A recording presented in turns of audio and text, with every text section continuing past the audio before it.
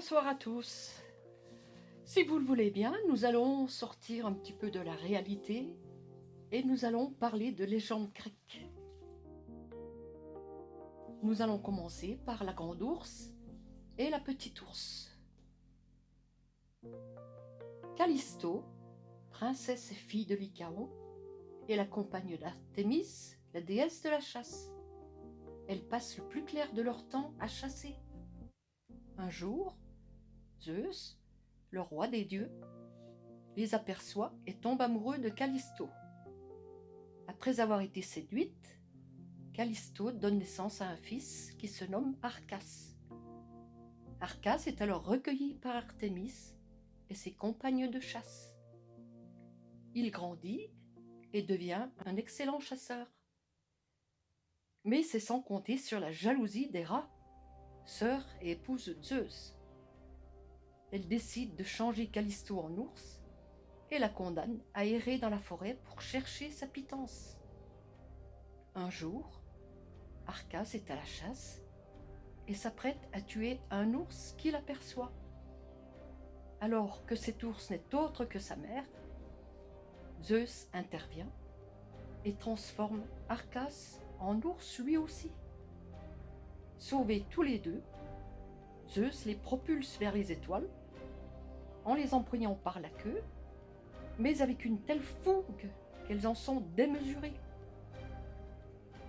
Callisto et Arcas deviennent alors deux constellations, la grande ours et la petite ours.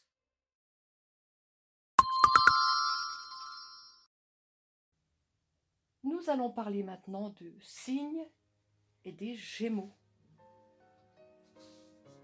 Le roi de Sparte, Tindar, est l'époux de Léda, une femme séduisante. Zeus la remarque et tombe amoureux. Il veut la courtiser. Mais Léda résiste à Zeus. C'est alors qu'il se change en cygne blanc pour pouvoir l'approcher. Léda s'unit aussi la même nuit à son époux Tindar. De ces unions, la reine conçoit 2 œufs contenant chacun une paire de jumeaux. Les enfants de Zeus sont Pollux et Hélène. Ils sont divins. Les enfants de Tindar sont Castor et Clytemnestre. Eux sont mortels. Pollux et Castor sont les jumeaux célestes. On les appelle les Dioscures.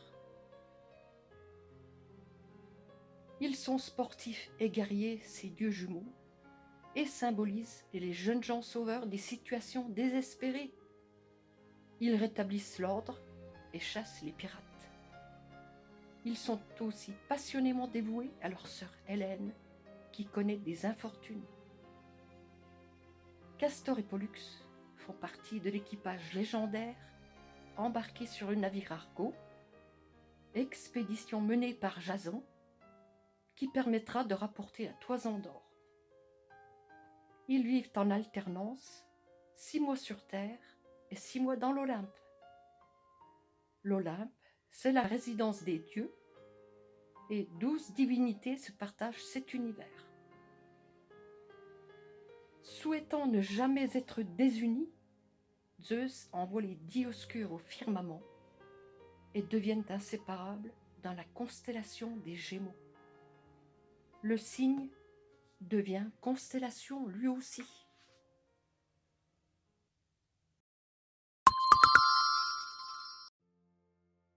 À présent, nous parlons du bélier et la toison d'or. Ce n'est qu'à l'époque romaine que la légende du bélier à la toison d'or a été clairement associée à la constellation du bélier. Ino est l'une des filles de Cadmos, le fondateur de Thèbes. Elle épouse Athamas, roi de Béotie et fils d'Éole. Athamas a 2 enfants, Phrixos et Hélé, de sa première femme Néphélé. Ino est jalouse des enfants de la première épouse d'Athamas et menace leur existence. Après de multiples intrigues, Ino réussit à convaincre Athamas qu'il doit sacrifier ses enfants, Phrixos et Hélé. Zeus, le roi des dieux, intervient alors. Afin d'enlever les 2 enfants, Zeus envoie au palais du roi d'Arcomène l'animal volant au caractère divin, le bélier à la toison d'or. Le bélier est aussi l'animal de l'innocence. Les enfants chevauchent le bélier pour quitter le lieu du sacrifice. Ce faisant, ils ne doivent pas regarder le sol. Mais Hélé ne peut s'en empêcher et tombe à la mer. Cette mer devient alors la mer d'Hélé. Plus tard, la mer d'Hélé devient l'Hellespont et c'est aujourd'hui le détroit des Dardanelles, situé en Turquie. Arrivé sain et sauf en Colchide, Phrixos sacrifie à Zeus le bélier qu'il a sauvé et offre la précieuse toison de l'animal au roi Hythès qui la recueille. Le roi consacre alors la parure d'or au dieu Arès, le dieu de la guerre, qu'il accroche à un chêne dans un bois sacré protégé par un dragon. Ce dragon ne sombre jamais dans l'agourdissement du sommeil. Parlons de l'épopée des Argonautes. Le nom est issu du vaisseau Argo, célèbre navire qui transporte l'élite de la jeunesse grecque. Ce formidable navire est le plus grand jamais vu. Athéna, la déesse souveraine d'Athènes, procure à Argos, l'architecte de l'embarcation, une poutre venue des forêts sacrées de Dodone pour fabriquer la proue. Cette pièce de bois a le privilège de prophétiser. Elle a le pouvoir d'avertir les Argonautes des dangers qui les menacent aussi. Les Argonautes, au nombre de 50, sont les membres de l'équipage légendaire embarqué en compagnie de Jason pour la quête de la toison d'or. Jason est le fils légitime d'Éson, le fils et le roi de Thessalie. Éson a un demi-frère nommé Pélias. Celui-ci, après avoir renversé son frère, se voit confronté à Jason, son neveu, qui réclame le trône lui revenant de droit. Ne pouvant se résigner à léguer son trône à Jason, Pélias lui lance ce défi qu'il pense impossible à relever. Jason doit rapporter la fabuleuse toison d'or. Puissante signification spirituelle, la toison d'or engendre suprématie et richesse. Un jour, lorsque le navire est réalisé, Jason peut enfin embarquer avec ses compagnons et tenter la conquête de la toison d'or. L'expédition compte 50 argonautes avec Jason à leur commandement. Les noms de quelques argonautes en expédition avec Jason sont Héraclès, que l'on connaît plus facilement sous le nom d'Hercule et qui est auteur des 12 travaux. Il y a aussi Castor et Pollux, les princes jumeaux de Sparte, puis Argos, le bâtisseur du navire.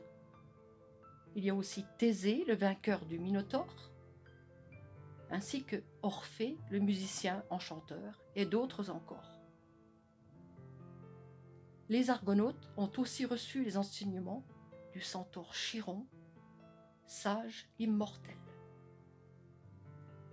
Au terme d'un voyage très mouvementé, Jason arrive en Colchide avec son équipage.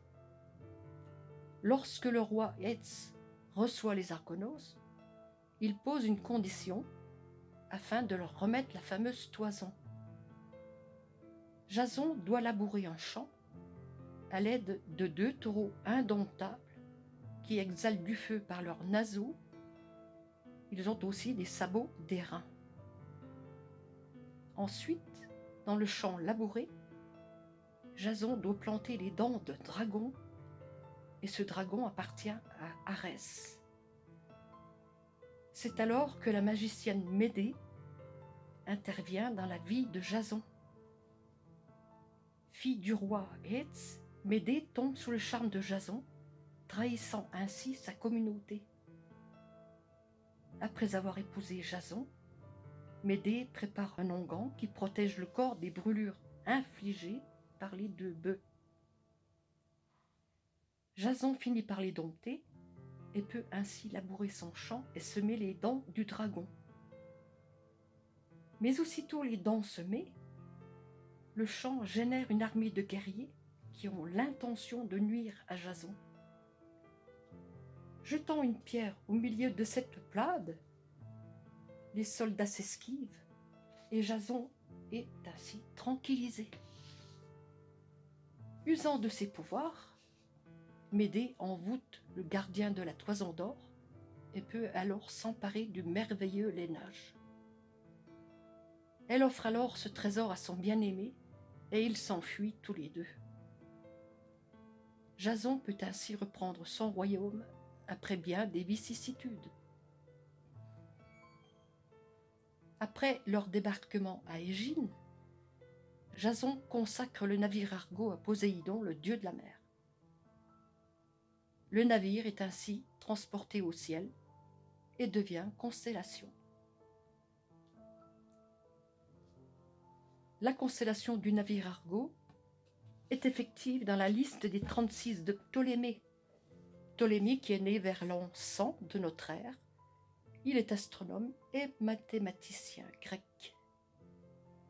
Son catalogue est contemporain du IIe siècle de notre ère et beaucoup plus tard, au XVIIIe siècle, un certain Nicolas Louis de Lacaille, astronome français, instaure un répertoire avec 14 nouvelles constellations, principalement constituées d'étoiles provenant de l'hémisphère sud. Il réalise ce nouveau catalogue après son séjour au Cap en Afrique du Sud.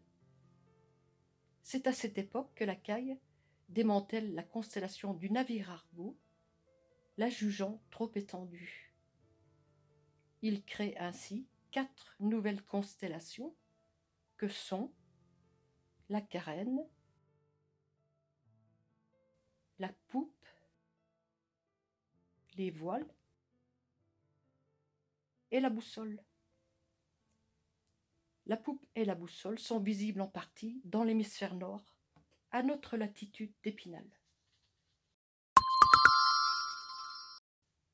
Puis vient une autre histoire avec Méduse et Persée. L'histoire de Méduse. Dans cette légende, Persée en est le héros. Fils de Zeus, il est demi-dieu. Son exploit le plus célèbre fut de neutraliser Méduse. Avant de faire face à Méduse, Persée doit rencontrer les 3 Grées, qui sont de vieilles divinités monstrueuses et ne possédant à elles 3 qu'une seule dent et un œil unique, qu'elles utilisent à tour de rôle pour surveiller le chemin qui mène aux 3 Gorgones. Ce chemin est situé au-delà du jardin des Hespérides. Le jardin des Hespérides, c'est un jardin merveilleux. Il est réservé aux dieux et ses arbres fabuleux produisent des pommes d'or. Les Gorgones sont des femmes redoutables et le regard pétrifie les mortels. Elles sont les sœurs des Grées et se nomment Sténo, Euryale et Méduse. Elles sont les filles des monstres marins, Céto et Phoréis. Jadis, dans la fraîcheur de sa jeunesse, Méduse a séduit le dieu Poséidon au temple d'Athéna, provoquant la colère de la déesse. Méduse sera alors transformée en horrible dragon aux griffes de bronze, à la chevelure hérissée de serpents et au regard pétrifiant quiconque ose porter les yeux sur elle. C'est pourquoi l'on dit être médusé. Les sœurs de Méduse, donc Sténo et Euryale, sont immortelles. C'est alors que Persée s'illustre en supprimant Méduse, car elle est mortelle. Voici donc la mission de Persée. Persée rencontre les trois gris et leur subtilise leurs dents uniques et leur œil commun. Les gris dévoilent alors à Persée les objets indispensables pour supprimer Méduse. Ce sont le premier, le casque de Hadès qui rend invisible, puis les sandales ailées pour survoler les monstres, et aussi la besace magique et souple pour y enfermer la tête de Méduse. Les nymphes de la mer possèdent tous ces éléments et les remettent à Persée. Plus tard, non seulement Persée est équipé des instruments nécessaires, mais il possède aussi l'épée magique que lui a confiée Hermès. Hermès est le messager des dieux. Athéna lui prête également son bouclier, poli comme un miroir, en lui conseillant de ne regarder que le reflet du monstre. C'est alors qu'il peut s'envoler vers les gorgones endormies, mais il faut son audace et l'appui des dieux pour oser anéantir Méduse. Persée peut ainsi intervenir, guidé par la main des dieux. Il parvient à décapiter Méduse pendant son sommeil et enfouit la tête dans sa besace. Du sang de Méduse naissent d'abord le géant Chrysaor, puis le cheval blanc ailé Pégase. Athéna recueille alors le sang de Méduse à l'intention d'Asclépios, le dieu de la médecine, parce qu'il a le pouvoir de terrasser ou de redonner la vie. Le reste du sang se répand dans la mer et engendre le corail. Une étoile de la constellation de Persée, l'étoile Bêta, est appelée l'étoile diabolique. Son autre nom est Algol. Elle représente la besace contenant la tête de Méduse que maintient Persée. Connue depuis fort longtemps, cette étoile double est en réalité un phénomène que les anciens ne savaient pas décrypter. En effet, en un peu plus de 2 jours, l'éclat de ce couple d'étoiles varie précisément, l'une transitant devant l'autre.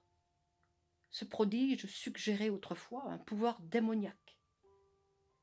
Pour les Grecs, c'était l'étoile du diable, pour les Hébreux, la tête de Satan, et pour les Arabes, le porteur de la tête du démon.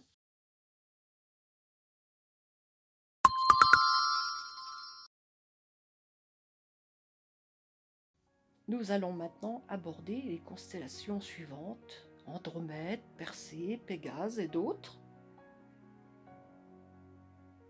Céphée et Cassiopée sont rois et reines d'Éthiopie. Ils sont le couple royal, mais aussi le couple céleste. La princesse Andromède est leur fille. Cassiopée est connue pour son extrême orgueil, en se vantant d'être plus belle que les nymphes éblouissantes de l'océan. Cassiopée irrite les dieux et provoque la colère de Poséidon, qui est le frère de Zeus et dieu de la mer. Il prend alors la défense des nymphes. Poséidon déclenche alors la guerre contre l'Éthiopie. Le roi et la reine en sont très affectés. Poséidon ne leur promet le retour à la paix qu'en échange du sacrifice de leur fille Andromède. Un soir sans lune, Poséidon enchaîne Andromède à un rocher au milieu de la mer. Elle sert alors d'offrande au monstre marin pour apaiser la colère divine. Ce monstre marin est la baleine.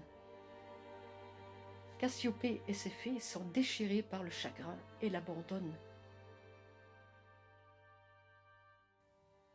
Un peu plus tard, Persée est sur le chemin du retour, caracolant sur son cheval blanc ailé, Pégase. Persée et Pégase reviennent du domaine des Gorgones pour y détruire la Méduse. En cheminant, Persée aperçoit Andromède, immobilisée en pleine mer, les cheveux au vent. Il décide de la délivrer et plus tard, il l'épousera. Au final, tous ces personnages sont envoyés au firmament et composent une zone importante du ciel d'automne sous forme de constellations que sont Céphée, Cassiopée,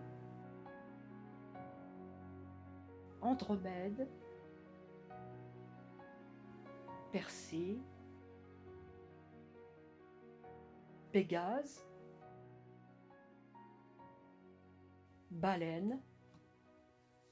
Voilà, beaucoup de constellations pour cette portion du ciel de l'automne.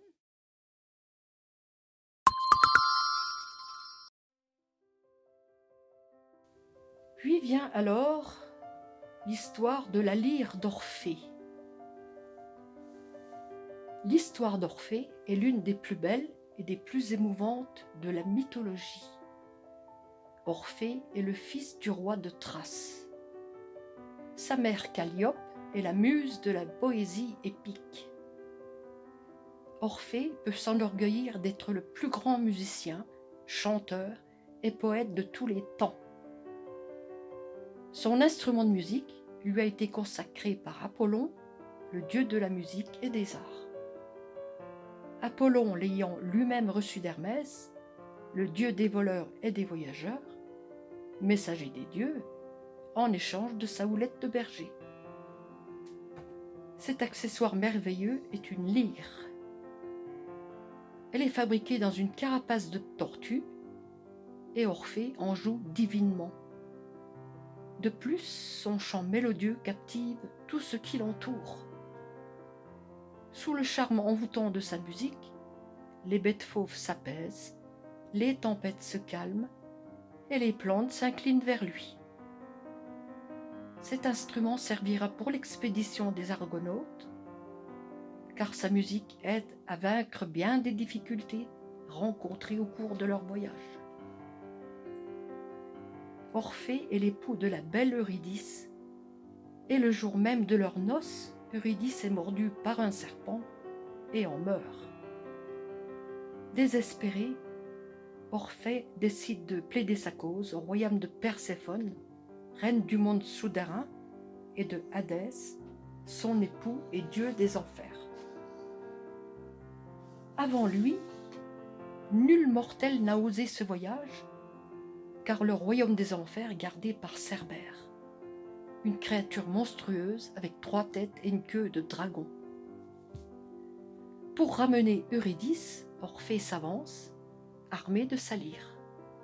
Envoûté, Cerbère relâche sa surveillance et Hadès est troublé. En écoutant cette mélodie, Hadès, impressionné, permet à Eurydice de repartir avec son époux. Or, elle doit être voilée et ne pas regarder son époux avant d'avoir franchi les portes du domaine des morts. Cependant, Orphée tremble d'impatience et soulève le voile de sa bien-aimée. Alors Eurydice glisse dans l'ombre et rejoint les enfers en lui murmurant adieu. Orphée perd alors son épouse à jamais. Les dieux bienveillants ont envoyé la lyre d'Orphée parmi les étoiles et elle est devenue constellation.